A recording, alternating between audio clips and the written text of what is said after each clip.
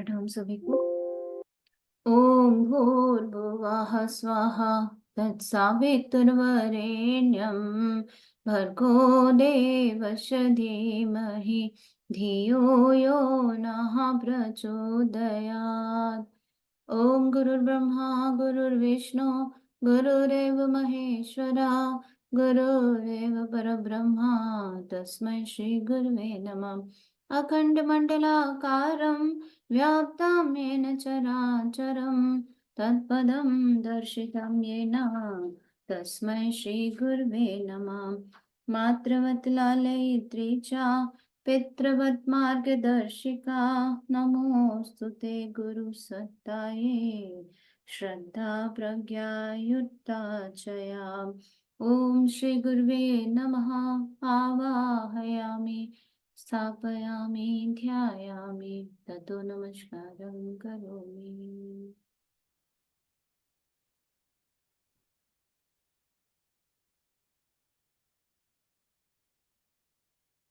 आज का टॉपिक है योग के दूरबीन पतिव्रता धर्म। पठन जारी है। अब ईश्वर दर्शन की बात आई। प्रफुल्ल अब देवी चौधरानी हो गई है। तो ये देवी चौधरानी का पठन चल रहा था और उसमें प्रफुल्ल और निशी दो एक कैरेक्टर के बारे में हम लोगों ने पढ़ा था।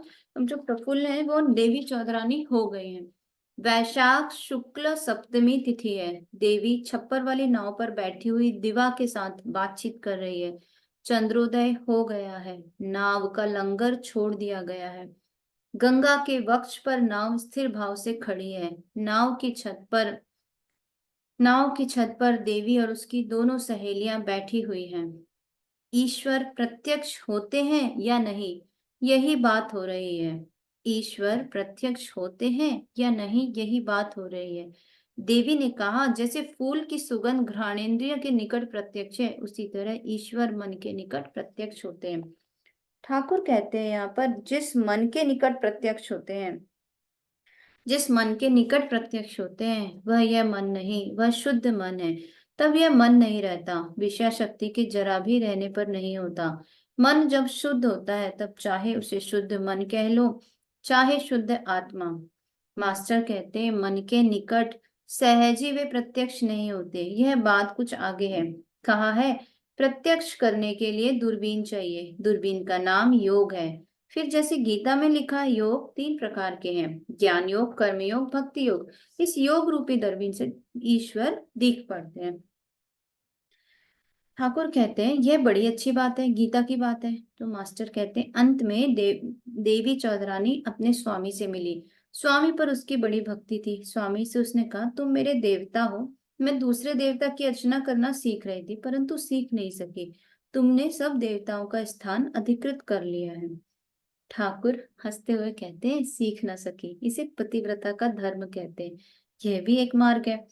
पठन समाप्त हो गया। ठाकुर हंस रहे हैं। भक्तगण टकटकी लगाए देख रहे हैं, कुछ सुनने के आग्रह से।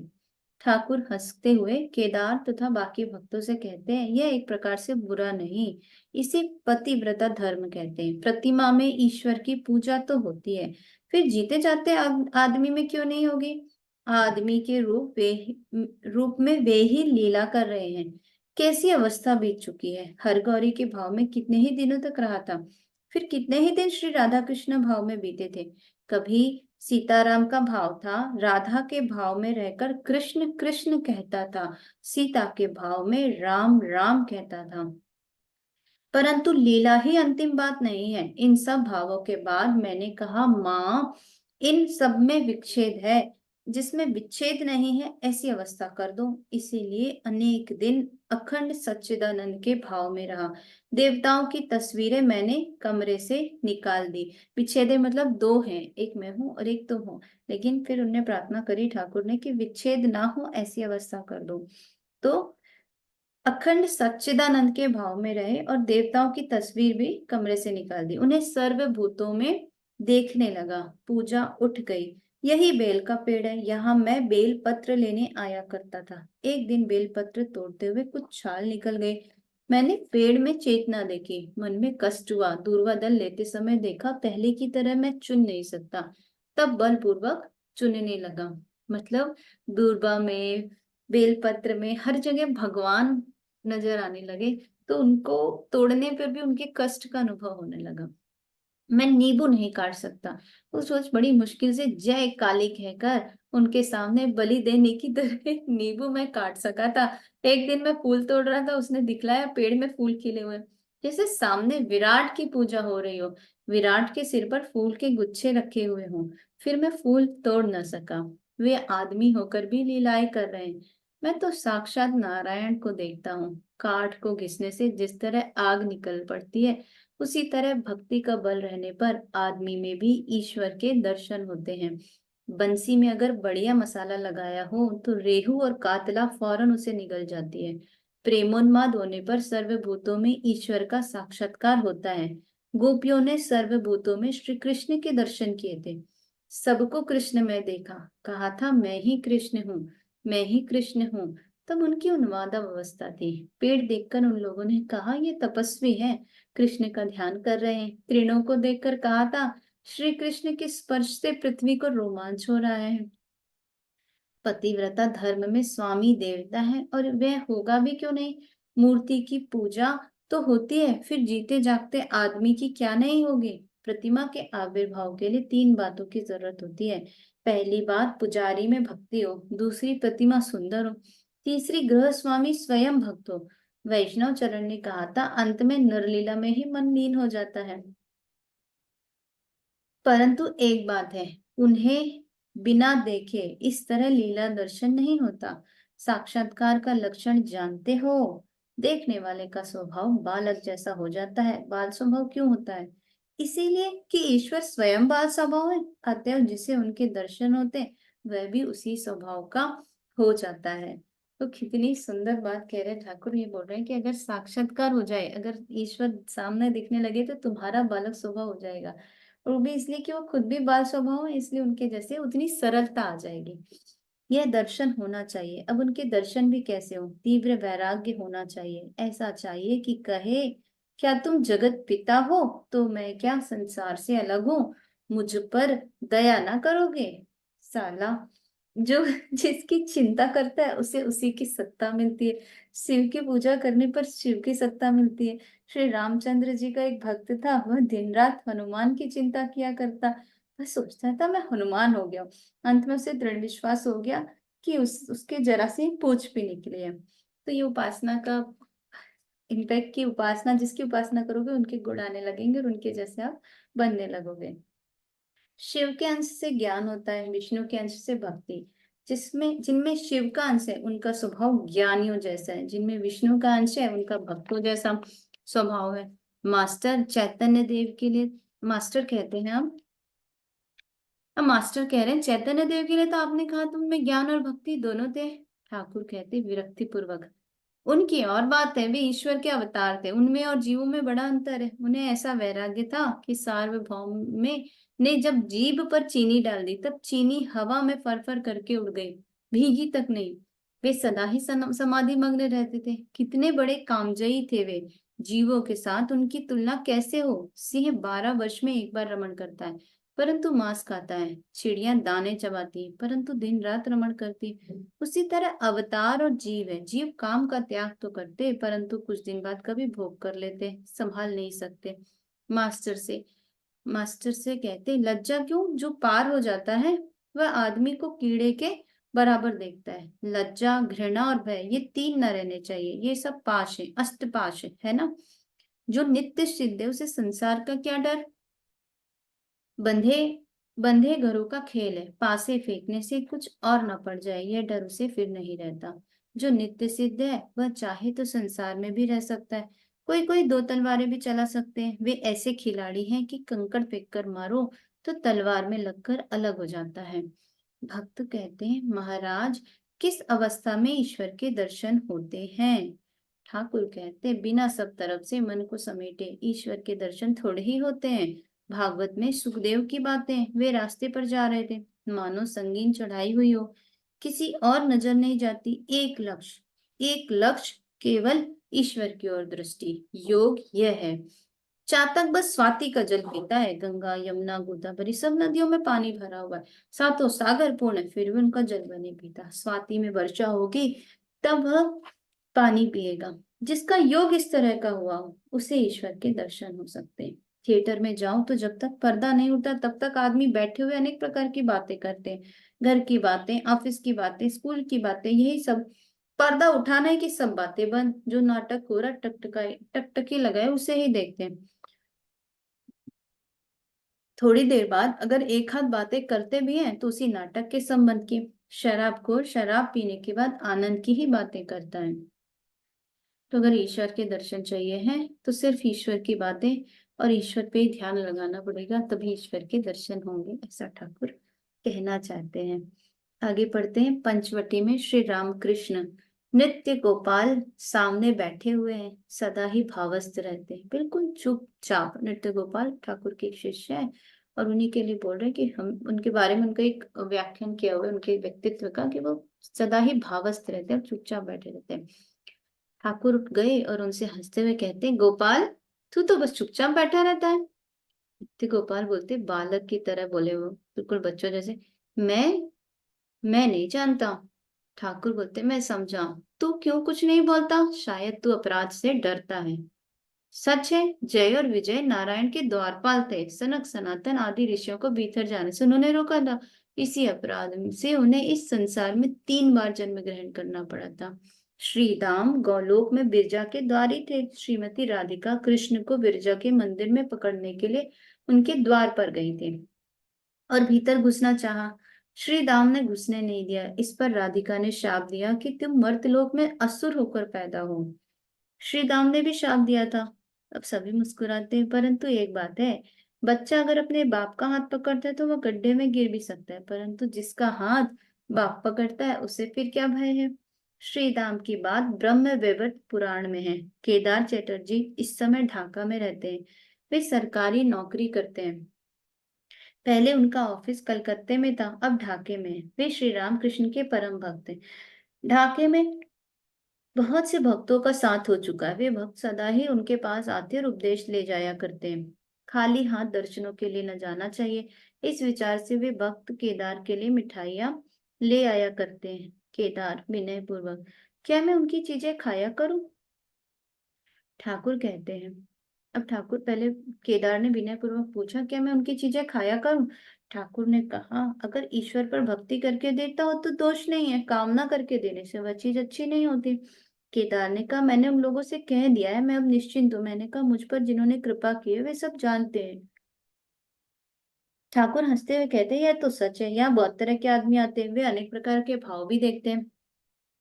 केदार कहते, मुझे अनेक विषयों के जानने की जरूरत नहीं है। ठाकुर हंसते हुए कहते, नहीं जी, जरा जरा सा सब कुछ चाहिए। अगर कोई पंसारी की दुकान खोलता है तो उसे सब तरह की चीजें रखनी पड़ती है, कुछ मसूर की दाल भी चाहिए और कहीं जरा इमली भी रख ली, ये सब रखना ही पड़ता है। जो बाजे का उस्ताद है वह कुछ कुछ सब तरह के बाजे बजा सकता है। ठाकुर झाऊ तल्ले में शौच के लिए गए, एक भक्त कड़वा लेकर वहीं रखा है। भक्तगण इधर उधर घूम रहे, कोई श्री ठाकुर मंदिर की ओर चले गए, कोई पंचवटी की ओर लौट रहे। ठाकुर ने वहां आकर कहा, 2-3 बार शौच के लिए जाना पड़ा। मल्लिक के यहाँ का खाना घोर विषयी है, पेट गर्म हो गया। ठाकुर के पान का डब्बा पंचवटी के चबूतरे पर अब भी पड़ा हुआ है, और भी दो एक चीजें पड़ी हुई हैं। अब ठाकुर मास्टर से कह रहे हैं, वह डब्बा और क्या क्या है, कमरे में ले आओ। यह कहकर ठाकुर अपने कमरे की ओर जाने लगे। पीछे पीछे भक्त भी आ रहे हैं, किसी के हाथ में पान का डब्बा है, किसी के हाथ में गड़वा आदि। ठाकुर दोपहर के बाद कुछ विश्राम कर रहे हैं। 2-4 भक्त भी वहां आकर बैठे। श्री रामकृष्ण छोटी खाट पर एक छोटे तकिए के सहारे बैठे हुए हैं। एक भक्त ने पूछा, महाराज, ज्ञान के द्वारा क्या ईश्वर के गुण समझे जाते हैं? ठाकुर ने कहा, वे इस ज्ञान से नहीं समझे जाते। एकाएक एकाएक क्या कभी कोई उन्हें जान सकता है? साधना करनी चाहिए। एक बात और, किसी भाव का आश्रय लेना, जैसे दास भाव। ऋषियों का शांत भाव था, ज्ञानियों का भाव क्या है जानते हो? स्वरूप की चिंता करना। एक भक्त के प्रति हंसकर बोलते, तुम्हारा क्या है? भक्त चुपचाप बैठे रहे। फिर ठाकुर हंसते बोलते, तुम्हारे 2 भाव हैं, स्वरूप चिंता करना भी और सेव सेवक का भाव भी। क्यों, ठीक है ना या नहीं? भक्त हंसते हुए और संकोच में कहते, जी हाँ। फिर ठाकुर बोलते, इसीलिए हाजरा कहता है तुम मन की बातें सब समझ लेते हो, यह भाव कुछ बढ़ जाने पर होता है। प्रहलाद को हुआ था, परंतु उस भाव की साधना के लिए कर्म चाहिए। एक आदमी बेर का कांटा एक हाथ से दबाकर पकड़े हुए है, हाथ से खून टप टप गिर रहा है, फिर भी वह कहता है मुझे कुछ नहीं हुआ, लगा नहीं। पूछने पर कहता है मैं खूब अच्छा हूँ, मुझे कुछ नहीं हुआ। ये पर यह बात केवल जबान से कहने से क्या होगा, भाव की साधना होनी चाहिए। आगे पढ़ते हैं। परिच्छेद 106। दक्षिणेश्वर में श्री रामकृष्ण का जन्म महोत्सव, नरेंद्र आदि भक्तों के साथ कीर्तनानंद में। श्री रामकृष्ण दक्षिणेश्वर मंदिर में उत्तर पूर्व वाले लंबे बरामदे में गोपी गोष्ठ तथा सुबल मिलन कीर्तन सुन रहे हैं। नरोत्तम कीर्तन कर रहे हैं। आज फागुन शुक्ल अष्टमी है, रविवार 22 फरवरी 1885 ईस्वी। भक्तगण उनका जन्म महोत्सव मना रहे हैं। गत सोमवार फागुन शुक्ल द्वितीया के दिन उनकी जन्म तिथि थी। नरेंद्र, राखाल, बाबूराम, भवनाथ, सुरेंद्र, गिरेंद्र, विनोद, हाजरा, रामलाल, राम, नित्य गोपाल, मणिमलिक, गिरीश, सीती के महेंद्र वैद्य आदि अनेक भक्तों का समागम हुआ। कीर्तन प्रातः काल से ही चल रहा है। अब सुबह 8 बजे का समय होगा। मास्टर ने आकर प्रणाम किया। ठाकुर ने पास बैठने का इशारा किया। कीर्तन सुनते सुनते ठाकुर श्री रामकृष्ण भावाविष्ट हो गए हैं। श्री कृष्ण को गौवें चराने के लिए आने में विलंब हो रहा है। कोई ग्वाला कह रहा है यशोदा माई आने नहीं दे रही हैं। बलराम जिद करके कह रहे हैं मैं सींग बजाकर कन्हैया को ले आऊंगा। बलराम का प्रेम अगाध है।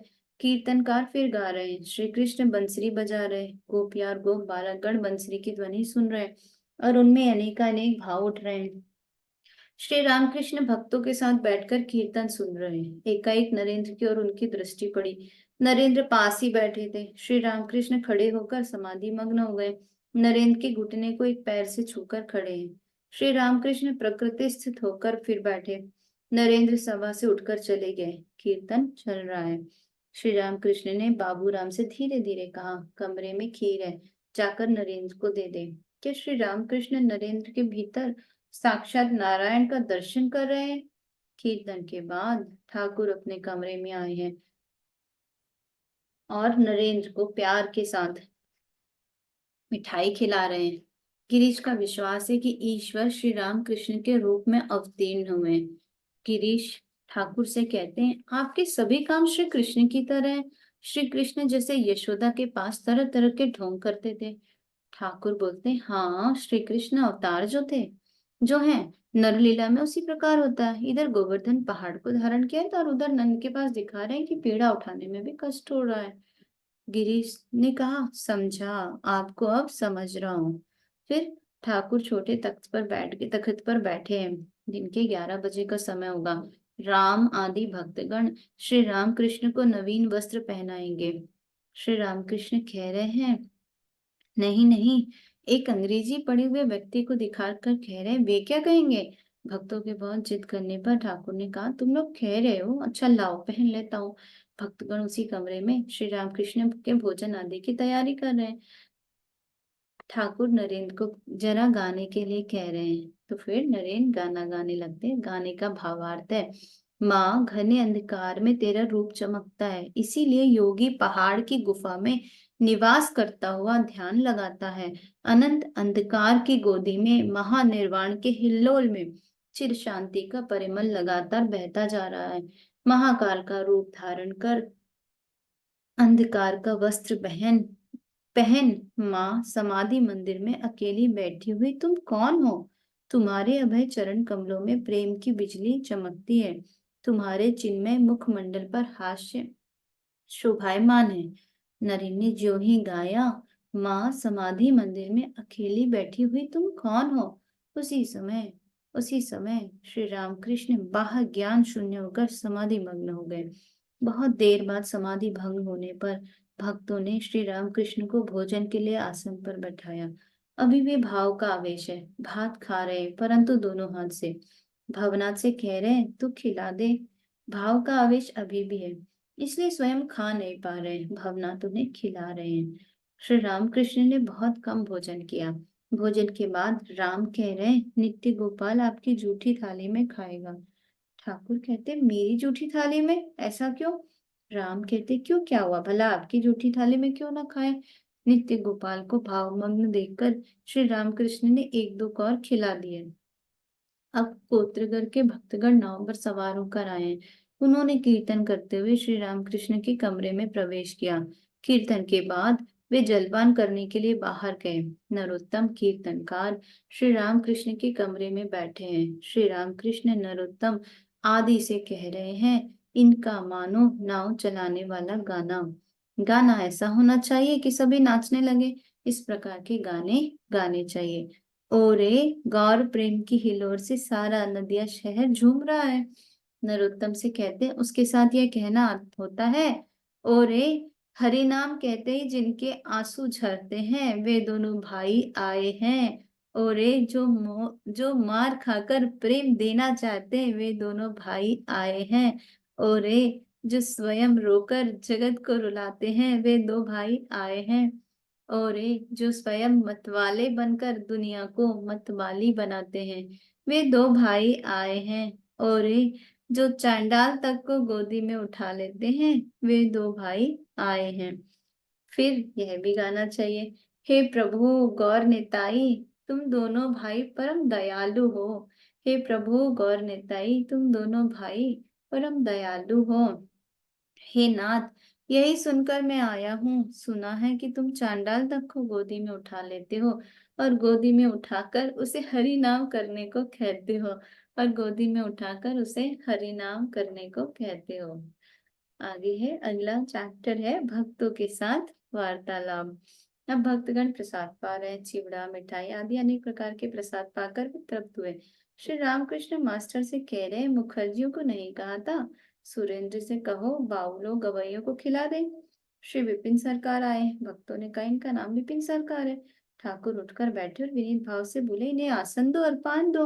उनसे कह रहे हैं, आपके साथ बात न कर सका, आज बड़ी भीड़ है। गिरीन्द्र को देखकर श्री रामकृष्ण ने बाबूराम से कहा, इन्हें एक आसन दो। नित्य गोपाल को जमीन पर बैठा देखकर ठाकुर ने कहा, उसे भी एक आसन दो। सीती के महेंद्र वैद्य आए हैं। श्री रामकृष्ण हंसते हुए राखाल को इशारा कर रहे हैं, हाथ दिखा लो। रामलाल से कह रहे, गिरीश घोष के साथ दोस्ती कर तो थिएटर देख सकेगा। और फिर हंसते हैं। नरेंद्र हाजरा महाशय से बरामदे में बहुत देर तक बातचीत कर रहे थे। अब ये सब पूरा दृश्य चल रहा है, ठाकुर का बर्थडे सेलिब्रेट हो रहा है, बहुत सारी भीड़ आए, बहुत सारे लोग आए हुए हैं। अब यहीं पर हो रहा है, नरेंद्र हाजरा महाशय से बरामदे में बहुत देर तक बातचीत कर रहे थे। नरेंद्र के पिता के देहांत के बाद घर में बड़ा ही कष्ट हो रहा है। अब नरेंद्र कमरे के भीतर आकर बैठे तो ठाकुर नरेंद्र से कहते हैं, तू क्या हाजरा के पास बैठा था? तू विदेशी है और वह विरही। हाजरा को भी 1,500 रुपयों की आवश्यकता है। फिर हंसने लगते हैं। हाजरा कहता है, नरेंद्र में 16 आना सतोगुण आ गया, परंतु रजोगुण की जरा लाली है। मीरा विशुद्ध सत्व 17 आना। फिर सब हंसने लगते हैं। तो एक तो यहाँ पर ये बता रहे कि ठाकुर की नजर पूरे टाइम नरेंद्र पर थी कि किससे क्या बात करे, और फिर वो बात अ, इससे रिलेटेड थी पैसों वगैरह से, क्योंकि उनके पिता का देहांत हो गया था। तो वही कह रहे कि वो विदेशी थोड़ी ना, और मतलब तू विदेशी और वह विरही है क्या, ऐसा। वो आगे कहते हैं, मैं जब कहता हूँ तुम केवल विचार करते हो इसलिए शुष्क हो, तो वह कहता है मैं सूर्य की सुधा पीता हूँ इसलिए शुष्क हूँ। तो ऐसे ठाकुर कह रहे हैं, मैं जब कहता हूँ तुम केवल विचार करते हो इसीलिए शुष्क हो, तो वह कहता है मैं सूर्य की सुधा पीता हूँ इसलिए शुष्क हूँ। मैं जब शुद्धा भक्ति की बात कहता हूँ, जब कहता हूँ कि शुद्ध भक्त रुपया पैसा ऐश्वर्य कुछ भी नहीं चाहता, तो वह कहता है उनकी कृपा की बाढ़ आने पर नदी तो भर जाएगी, जाएगी ही, फिर गड़े नाले भी अपने आप ही भर जाएंगे। शुद्धा भक्ति भी होती है और षडेश्वर भी होते हैं, रुपया पैसे भी होते हैं। श्री राम कृष्ण के कमरे में जमीन पर नरेंद्र आदि अनेक भक्त बैठे हैं। गिरीश भी आकर बैठे। अब ठाकुर क्या बोल रहे हैं, गिरीश से बोल रहे हैं, मैं नरेंद्र को आत्मा स्वरूप मानता हूँ और मैं उसका अनुगत हूँ। गिरीश कहते, क्या कोई ऐसा है जिसके आप अनुगत नहीं भी है? ठाकुर हंसते हुए, उसका है मर्द का भाव, पुरुष भाव, और मेरा औरत भाव, प्रकृति भाव। नरेंद्र का ऊंचा घर अखंड का घर है। गिरीश तंबाकू पीने के लिए बाहर चले गए। नरेंद्र ठाकुर से कहते हैं, गिरीश घोष के साथ वार्तालाप हुआ, बहुत बड़े आदमी, आपकी चर्चा हो रही थी। ठाकुर कहते, क्या चर्चा?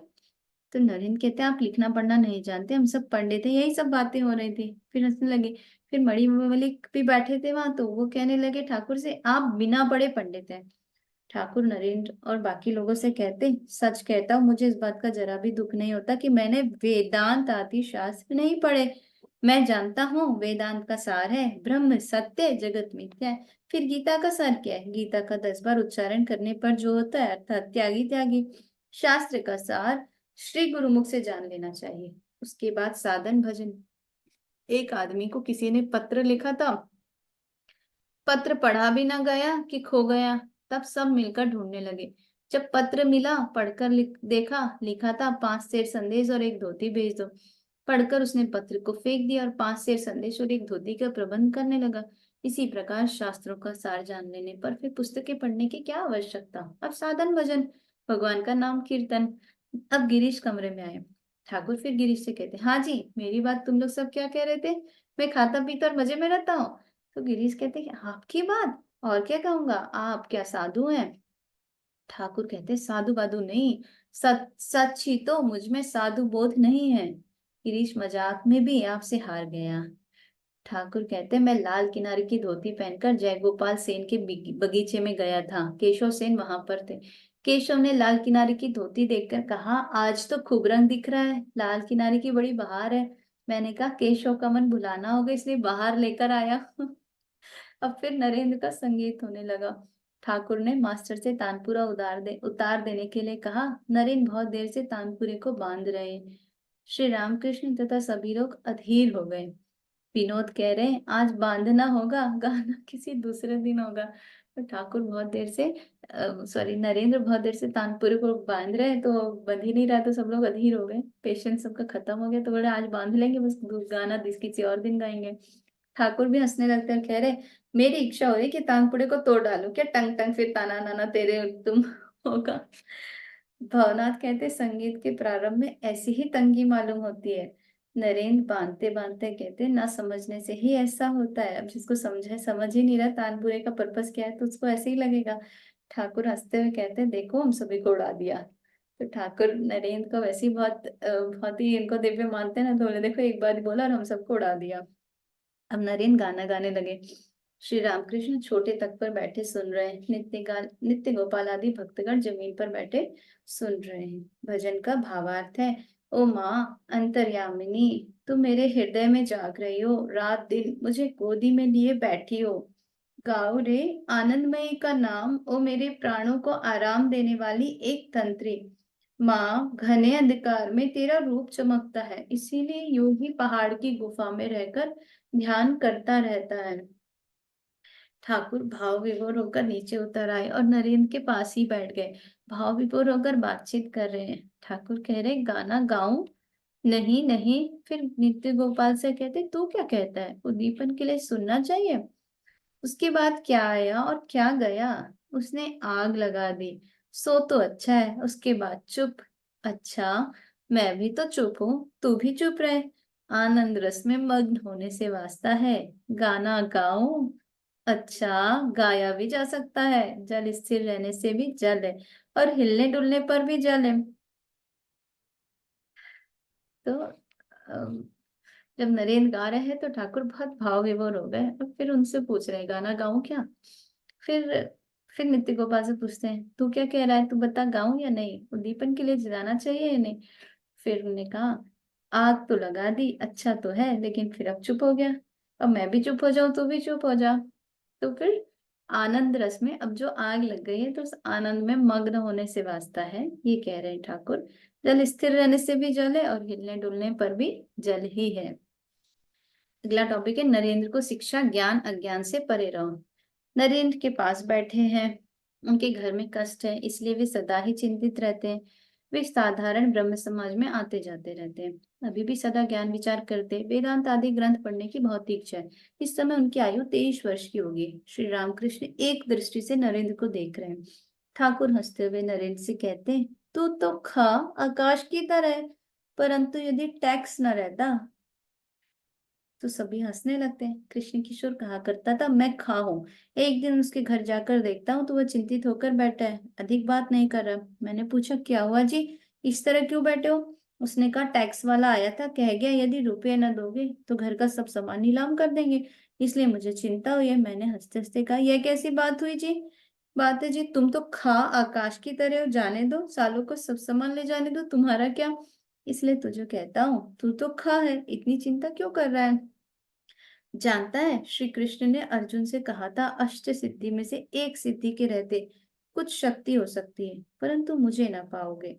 सिद्धि द्वारा अच्छी शक्ति, बल, धन ये सब प्राप्त हो सकते हैं, परंतु ईश्वर की प्राप्ति नहीं हो सकती। तो अगर एक भी सिद्धि है और उसकी एक थोड़ी सी भी शक्ति है तो ईश्वर नहीं मिलेंगे। इसलिए सिद्धियों के पीछे ना भागना अगर ईश्वर चाहिए तो।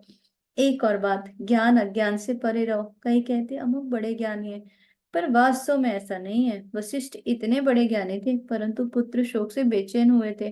तब लक्ष्मण ने कहा राम, यह क्या आश्चर्य है, ये भी इतने शोकार्त है। राम बोले भाई, जिसका ज्ञान है उसका ज्ञान भी है, जिसको आलोक का बोध है उसे अंधकार का भी है, जिसे सुख का बोध है उसे दुख का भी है, जिसे भले का बोध है उसे बुरे का भी है। भाई तुम दोनों से परे चले जाओ, सुख दुख से परे जाओ, ज्ञान अज्ञान से परे जाओ। इसीलिए तुझे कहता हूँ, ज्ञान अज्ञान से परे चले जाओ। ये ठाकुर नरेंद्र को, स्वामी विवेकानंद को समझा रहे हैं कि ज्ञान अज्ञान से परे जाने की जरूरत है। और अगर एक भी सिद्धि, एक भी शक्ति रहेगी तो भगवान ईश्वर की प्राप्ति नहीं होगी। प्रणाम सभी को, आज यहीं तक पढ़ते हैं, शांति पाठ कर लेते हैं। ओम असतो मा सद्गमय तमसो मा ज्योतिर्गमय मृत्युर्मा अमृतं गमय। ओम शांति शांति शांति, सर्वारिष्ट शांतिर्भवतु। सभी को